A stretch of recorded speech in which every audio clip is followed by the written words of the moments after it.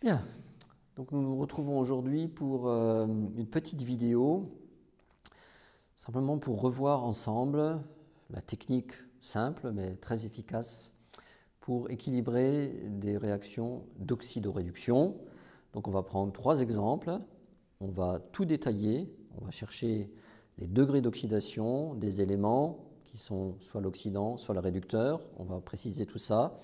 On va voir que souvent dans les réactions, il y a des atomes que j'appelle spectateurs, c'est-à-dire qui n'interviennent pas dans le processus de l'oxydoréduction, mais bien sûr dont il faut tenir compte dans le comptage définitif. Ce sont des éléments, si vous voulez, décoratifs. Alors, on va prendre donc 3 exemples. Tout d'abord, une réaction entre l'argent, on peut laisser ça pour l'instant, l'argent, un métal, plus HNO3, l'acide nitrique, et qui donne un nitrate d'argent. On va préciser de quoi il s'agit, plus de l'eau, plus NO. Voilà, alors, quand vous avez une réaction de ce type-là et qu'on vous demande d'équilibrer cette réaction, on vérifie d'abord qu'elle n'est pas équilibrée. Donc, alors pour l'argent, ça va, il y a un argent, il y a un HNO3. Hydrogène, bon là il y en a un, là il y en a deux. L'oxygène, là il y en a 3, là il y en a 3, 4, 5. Donc vous voyez que ça ne fonctionne pas. Alors, parmi les étudiants que j'ai depuis 30 ans, il y en a beaucoup qui ont appris à faire des techniques d'essai-erreur. Ils mettent des coefficients stoichiométriques à droite, à gauche, ils essayent de trouver une combinaison. Mais dans le domaine de l'oxydoréduction, il a une méthode rationnelle, rigoureuse, qui permet d'une part de comprendre ce qu'on fait et d'être sûr de ne pas se tromper. Donc c'est de ça dont nous allons parler. Alors, qui dit réaction d'oxydoréduction dit présence d'un oxydant et d'un réducteur. Je rappelle que l'oxydation, c'est le fait de prendre des électrons, la réduction, c'est le fait de donner des électrons. Donc pour répondre à cette première question, il faut bien évidemment savoir, connaître les degrés d'oxydation des éléments, pour savoir lesquels sont susceptibles de donner des électrons et lesquels sont susceptibles d'en prendre. Alors ici, on va se poser la question, quels sont les degrés d'oxydation des éléments à gauche, les réactifs, et des produits. Alors l'argent, donc c'est un métal. Vous savez que les produits purs, comme ça, argent, c'est un degré d'oxydation 0. Donc si ceci n'est pas clair, il faut vous reporter à d'autres vidéos sur ma chaîne YouTube pour clarifier cette situation. Quand vous touchez de l'argent métallique, vous ne mourrez pas électrocuté, ce n'est pas de l'argent plus ni de l'argent moins, c'est bien sûr un élément qui est neutre et donc son degré d'oxydation est nul. C'est de l'argent qui a tous ses électrons. Ensuite, ici nous avons, il faut écrire correctement, HNO3, l'acide nitrique. Alors l'acide nitrique est constitué de 3 éléments. Donc pour ceux qui ne connaissent pas grand-chose en chimie, ce n'est pas grave, on peut apprendre. Eh bien, vous voyez que ça, en fait, c'est un oxyde d'azote et en plus un caractère acide. Vous savez que ça, quand vous le mettez dans l'eau, vous avez tendance à perdre l'hydrogène sous forme de proton H+. Donc de manière tout à fait intuitive et c'est réel. Ici, le degré d'oxydation, on va le marquer comme ça, c'est plus 1 pour l'hydrogène, c'est un proton. Et ceci est vrai dans pratiquement tous les composés que vous verrez cette année. Il existe certes des hydrures, il existe un peu d'hydrogène moléculaire, degré d'oxydation 0, mais c'est assez rare. Dans les composés chimiques, la plupart du temps, l'hydrogène est au degré d'oxydation plus 1, c'est un proton potentiel. Donc ensuite, il nous reste quoi? NO3-, évidemment. Et l'oxygène, là aussi, c'est une règle qu'on a souvent évoquée. Dans les oxydes, l'oxygène, c'est toujours le degré d'oxydation -2. L'oxygène a envie de prendre 2 électrons pour voir la structure électronique, bien sûr, du néon. Donc ça, les 3 oxygènes, c'est tous les 3 des oxygènes -2. Donc on calcule, on est à l'école maternelle. 3 fois -2, ça fait -6. Et là, plus 1, ça fait donc -5. Donc il faut évidemment que l'azote soit au degré d'oxydation, on va l'écrire ici, plus 5. Donc effectivement, c'est un nitrate l'azote au degré d'oxydation plus 5, hein, NO3-. Voilà, donc ça, c'est important, hein, de savoir le faire, hein, sinon on a du mal à équilibrer. Maintenant, on va à droite. Donc d'abord, on va faire des choses simples. L'eau, H2O, ben ça, hein, nous savons, hein, que c'est d'oxygène moins 2 et c'est 2 protons. Vous savez, équilibre de dissociation de l'eau, etc. Hein. Donc globalement, ça c'est les degrés d'oxydation. Ici, vous voyez, l'oxygène c'est toujours moins 2, d'ailleurs ici aussi. Hein. Donc qu'est-ce qu'on voit? L'oxygène, eh bien, il ne change pas de degré d'oxydation. Il est moins 2 ici, il est moins 2 là, il est moins 2, voilà, et moins 2 là. C'est un des atomes spectateurs de la réaction. C'est important, hein, de clarifier ce point. Hein. Alors, ici, on a à nouveau NO3. Alors, est-ce que c'est quoi comme NO3? Ben, là, c'est vrai qu'il faut avoir un tout petit peu d'expérience. Ça, c'est un sel d'argent. Quand vous le mettez dans l'eau, ça donne Ag+ et NO3-. Donc, ça reste toujours un nitrate, hein, comme ici. Okay, donc, on retrouve ici le nitrate, NO3-. Donc, ici, dans ce composé, ça, c'est de l'azote plus 5. Hein. Donc, je vous le dis, il faut que vous y réfléchissiez. Peut-être que ce n'est pas évident pour certains d'entre vous, mais c'est le cas. Et donc, ici, l'argent, il est au degré d'oxydation plus 1. Donc ça, c'est important pour nous. C'est-à-dire que là, on avait de l'argent au degré d'oxydation 0, on a de l'argent au degré d'oxydation plus 1. Donc on va mettre une grande flèche comme ça. Voici un élément, hein, qui a perdu un électron. Perdu un électron, ça veut dire qu'il a été oxydé. Okay, voilà. Donc ça, c'est l'élément qui a été oxydé. Autrement dit, hein, lui, il a donné un électron, hein, donc il est l'élément réducteur. Il faut s'habituer, hein, dans le domaine de l'oxydoréduction, à utiliser correctement les noms, les adjectifs, les verbes dans ce domaine de l'oxydoréduction. OK? Donc lui, ce n'est pas un atome spectateur, il participe directement au phénomène d'oxydoréduction. Alors, si il a donné un électron, eh bien, il a dû le donner un électron à quelqu'un. Alors, qu'est-ce qui a changé? Bon, on a vu qu'ici, c'était de l'azote plus 5, l'oxygène moins 2. Là. Il nous reste ici quelque chose. NO, c'est un oxyde d'azote, mais différent de NO3-, évidemment. Comme l'oxygène, c'est moins 2, donc vous voyez qu'ici, naturellement, c'est de l'azote plus 2. Donc là, on a détecté que l'azote, ici, il n'y avait que de l'azote plus 5. Ici, il y a de l'azote plus 5 et de l'azote plus 2. Donc ce qui nous intéresse, évidemment, c'est essentiellement celui-là. Donc là, on a, hein, de l'azote. Alors on va voir, hein, pour l'instant, ce n'est pas clair le nombre. Hein. Évidemment, si on considère juste un azote, l'azote, un seul, hein, il est passé de plus 5 à plus 2. Hein, donc en fait, il a récupéré 3 électrons. Okay, on va l'écrire comme ça. Simplement, j'ai pris volontairement un exemple déjà un peu plus difficile, entre guillemets. Eh bien, on retrouve de l'azote plus 5 aussi ici. Hein. Donc, il faudra qu'on sépare, si vous voulez, l'azote, le nitrate, qui va servir à complexer, si vous voulez, hein, à former ce complexe d'argent, d'une part, et le nitrate, qui va servir à oxyder l'argent, d'autre part. Donc, moi, ce que je vous conseille, dans ce cas-là, hein, si vous avez bien compris le problème, c'est que tout de suite, vous mettez un 2 ici, hein, et vous dites, voilà, je considère qu'il y a un nitrate qui va complexer l'argent, et puis un autre nitrate, hein, qui va me servir à en fait, oxyder l'argent. Voilà. Donc, on met un 2 ici, et si vous mettez un 2 ici, hein, ça fait toujours 3 électrons, c'est-à-dire qu'il y en a un des azotes, hein, puisque 2, hein, vous en mettez HNO3 plus HNO3, un azote ici, plus 5, devient de l'azote plus 2. Donc ça me permet, en mettant un petit 2 ici, de comprendre donc l'apparition de NO et en même temps de garder un NO3- pour complexer l'argent plus 1 ici. Alors, maintenant, à cette étape, on se dit, bon, ici, un électron, 3 électrons. Donc vous voyez que ça, ce n'est pas un commerce équitable. Hein, comme je le dis souvent, si vous allez dans un supermarché, vous achetez une tablette de chocolat à 5 € et que vous n'avez que 1 €, vous ne pouvez pas passer la caisse, hein, c'est toujours la même situation. Donc qu'est-ce qu'il faut faire? Ici, il faut qu'il y ait 3 électrons. Alors comment est-ce qu'on fait pour qu'il y ait 3 électrons? C'est relativement facile. Ici, vous mettez un 3. Hein, et puis, évidemment, ici, il faut tout de suite mettre un 3 devant l'argent. OK?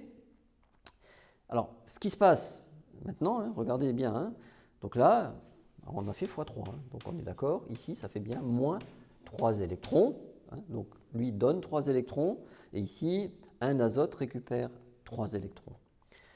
Et maintenant, nous venons de changer quelque chose, c'est-à-dire qu'ici, nous venons en fait d'introduire, hein, 3 nitrates, ok? Et ici, on avait 2 nitrates. En fait, ici, il y avait un nitrate qui va me servir à faire NO, mais du coup, il me faut 3 nitrates pour complexer l'argent, d'accord? Donc, ça fait combien? Ça fait en tout 4. Hein, okay. Donc ici, ça fait 1 plus 3. Donc ici, en tout, il va y avoir 4 nitrates. Donc c'est ça la subtilité, hein, parce qu'on a ce complexe d'argent, hein, qui récupère évidemment un nitrate, mais qui ne change pas lui le degré d'oxydation. Donc quand j'écris 4 ici, il faut que vous ayez juste conscience qu'il y a c'est 3 plus 1. 1 qui va en fait être l'oxydant, hein, de l'argent, et 3 électrons c'est bon, et les 3 autres, c'est les 3 nitrates que je retrouve ici. Maintenant, nous avons presque fini. Maintenant, il faut vérifier, bien sûr, les éléments, hein, la présence des éléments à gauche et à droite. Alors, l'argent, évidemment, c'est bon. 3 argents, 3 argents. On va calculer les azotes. Ici, 4 azotes. Ici, on a 3 plus 1, ça fait 4. On va calculer les oxygènes. 4 fois 3, 12. Ici, 3 fois 3, 9. 10, 11. Donc, qu'est-ce qui manque? Il manque 1. Donc, en fait, au lieu d'avoir une molécule d'eau, je vais mettre 2 molécules d'eau. Je recompte. 4 fois 3, 12. 3 fois 3, 9.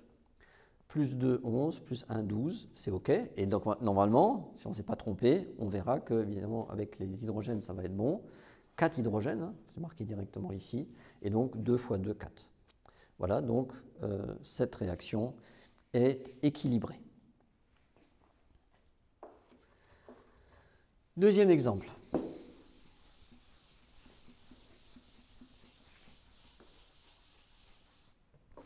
Deuxième exemple. On va prendre... alors, un oxyde de cuivre, CuO,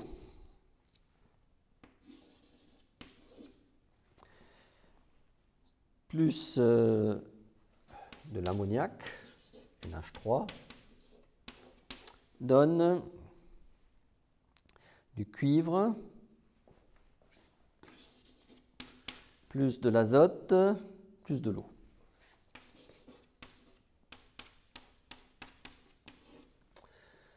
Bien. Alors, comme tout à l'heure, hein, il faut bien sûr déterminer les degrés d'oxydation des éléments. Ici, hein, l'oxygène, c'est un oxyde, hein, moins 2, donc le cuivre est au degré d'oxydation plus 2 ici. L'azote ici, hein, vous le savez, hein, c'est moins 3. Ça, c'est partie des cours de base en chimie, hein, parce qu'il y a 3 protons, 3H+.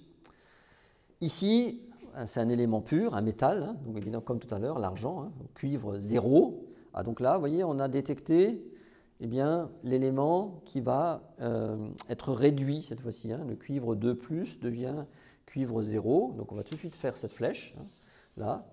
Donc lui a récupéré 2 électrons. On est d'accord? Voilà. Cuivre 2+, plus 2 électrons donne cuivre 0. On écrit ces 2 électrons. Évidemment, maintenant, il faut trouver quel est l'élément qui va donner les électrons. Alors, est-ce que c'est l'azote? Est-ce que c'est les protons? Ben, c'est probablement l'azote, on va le voir, oui, parce qu'ici, on a de l'eau, hein, vous savez, hein, c'est 2 protons et l'oxygène moins 2. Donc, c'est ni l'oxygène, comme d'habitude, hein, l'oxygène moins 2, oxygène moins 2, un atome spectateur. 3 protons, pour l'instant 2 protons ici, il ne change pas de degré d'oxydation, donc nécessairement, ben, c'est l'azote, on le voit, il est moins 3, et ici, hein, ben, il est 0, hein, c'est la petite molécule N2, ben, c'est un azote au degré d'oxydation 0, c'est un produit pur. OK? Alors, ici, la petite subtilité, c'est qu'il y a un 2, alors vous avez 2 solutions. Soit vous mettez un 1,5 pour l'instant là devant, pour discuter sur un azote, ou alors, moi je préfère faire comme ça tout de suite, je mets un petit 2 ici pour qu'il y ait 2 azotes, puisqu'il y a 2 azotes là, c'est une molécule qui contient 2 atomes d'azote, hein, donc on ne peut rien y faire. Donc vous avez 2 possibilités, soit vous laissez comme ça ici, soit vous mettez un demi pour raisonner sur un azote. Moi je raisonne sur 2. Alors, ici on va se poser la question, 2 azotes moins 3 deviennent 2 azotes 0. Donc ça fait combien en tout? On va faire comme ça. Ça, c'était pas joli. Et 2 azotes qui viennent ici. Donc 2 qui sont moins 3, 2, 0. Donc en fait, ça fait combien d'électrons ils ont donné? Plus 6 électrons, évidemment. OK? Parce que si c'était un seul azote, hein, moins 3 vers 0, vous voyez, c'est 3 électrons. Oui, il donne. Hein. Donc lui, il donne des électrons. En fait, il y a 2 des azotes, 2 azotes, donc il donne 6 électrons. Vous voyez que pour l'instant, le commerce entre les deux là n'est pas équitable. Donc qu'est-ce qu'il faut faire, hein? Il faut ici multiplier par 3.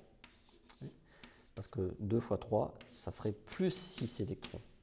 Donc ça, c'est bien pour nous. Hein. Donc quand on multiplie par 3, ça veut dire qu'on met ici 3.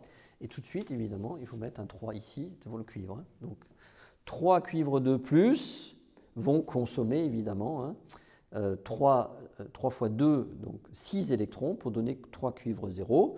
Et les 6 électrons, c'est les 6 électrons que me donnent mes 2 azotes moins 3 qui deviennent 2 azotes 0. Et maintenant, on vérifie le reste. On va faire donc cuivre, on refait tout, hein, faites-le avec beaucoup d'humilité et de simplicité, comme ça vous êtes sûr de ne pas vous tromper. 3 cuivres, 3 cuivres.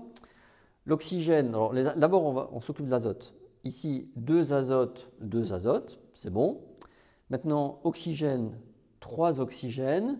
Ici, pour l'instant, il y en a un seul. Donc là, ce qu'on fait de manière tout à fait naturelle, on met 3 molécules d'eau, hein, 3 oxygènes, 3 oxygènes. Et normalement, en principe, le nombre d'hydrogène doit être bon. 2 fois 3, 6. 3 fois 2, 6.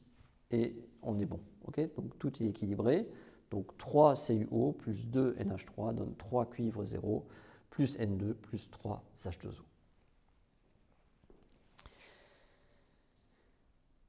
Bien.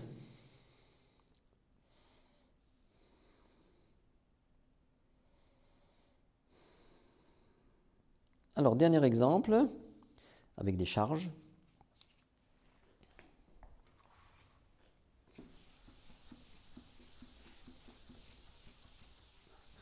Parce que quand il y a des charges qui apparaissent, ça peut apparaître, hein, quand on écrit certains processus réactionnels en chimie en solution, eh bien, il faut évidemment que les charges à gauche et à droite de l'équilibre soient les mêmes, ou alors qu'elles se compensent à gauche et à droite. Donc on regarde Cl-, le chlorure, on est en solution aqueuse, plus H3O+, on va l'écrire comme ça, on pourrait écrire H+, mais on va écrire H3O+,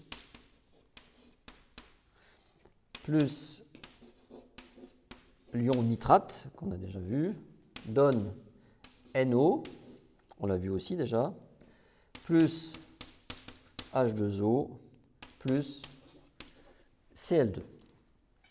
Voilà, alors, voilà, on peut aller un peu plus vite.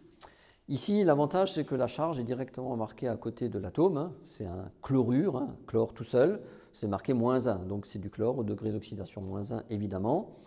Ça, c'est la forme acide de l'eau, hein, donc en fait, c'est 3 protons, hein, évidemment. Donc, tous les 3 là sont H+, et là, c'est de l'oxygène -2. Ici, l'oxygène -2, l'azote +5, on l'a vu tout à l'heure, hein, donc je vais réécrire juste l'azote, hein, l'oxygène c'est toujours -2, ici c'est -2, -2. Donc l'oxygène est encore une fois un atome spectateur dans cette réaction. Le proton, ici +1, là +1, hein, donc il est aussi spectateur. Donc ça veut dire que l'échange d'électrons va se produire entre le chlorure, bien évidemment, et l'azote au degré d'oxydation +5. N'oubliez pas, hein, le nitrate est quand même un oxydant relativement puissant.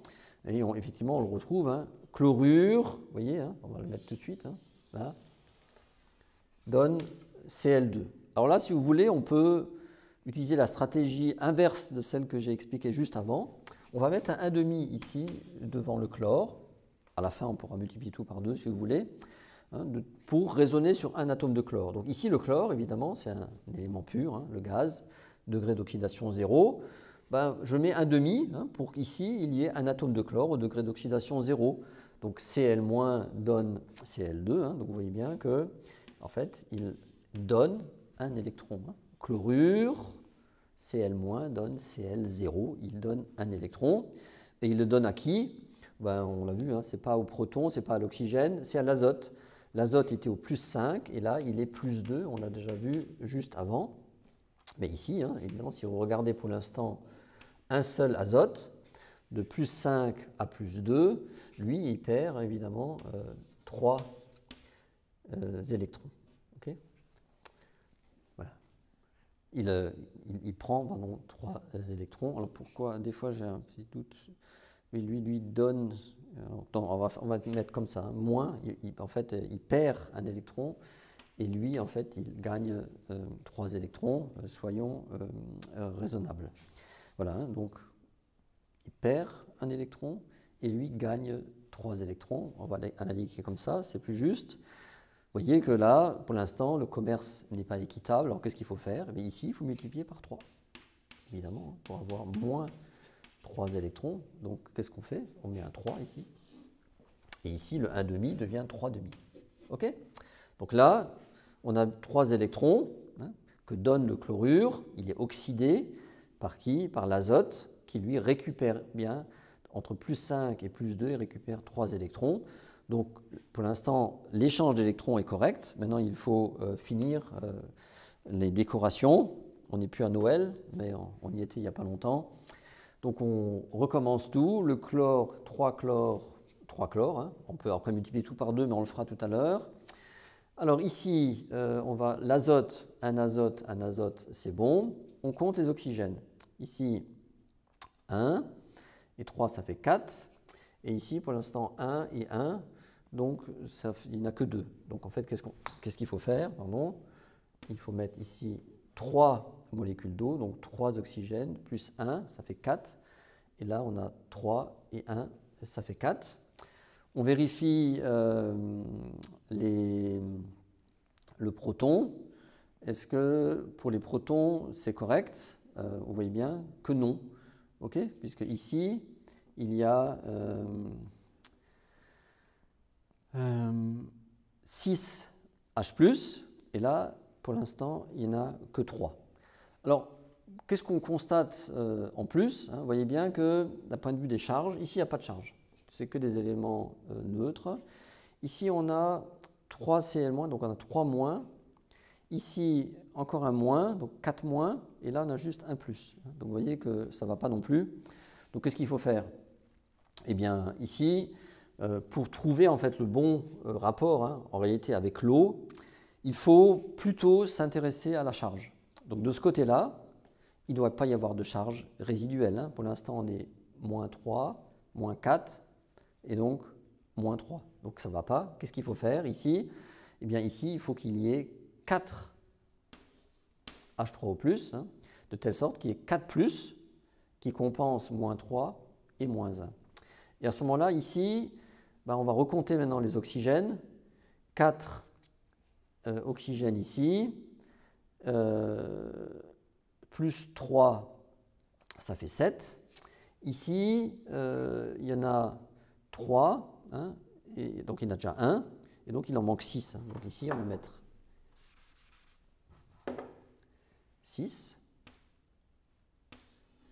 Donc 6 plus 1, ça fait bien 7 oxygènes. Et là, vous voyez, maintenant, on a 6 fois 2 hydrogènes, protons, et on a 4 fois 3, 12 hydrogènes, c'est correct.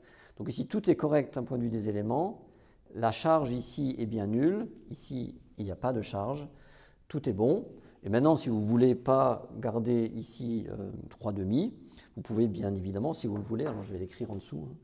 On va laisser ça. On va faire dernière chose. On réécrit cette réaction en multipliant tout par 2. Donc 6 Cl- plus 8 H3O+, plus 2 NO3- donne 2 NO plus 12 H2O plus 3 Cl2. Voilà le résultat final de cette réaction. Donc il faut vous entraîner, vous trouverez des réactions redox un peu partout, recherchez sur Internet dans des bons livres de chimie. Enlevez les coefficients stoichiométriques si elles sont déjà équilibrées et entraînez-vous de cette manière, parce que si vous êtes capable de faire 10 ou 20 réactions redox de cette manière-là, avec la méthodologie que je vous donne, ça veut dire que vous aurez vraiment compris ce que représentent en fait les réactions d'oxydoréduction. Merci pour votre attention, c'est tout pour aujourd'hui.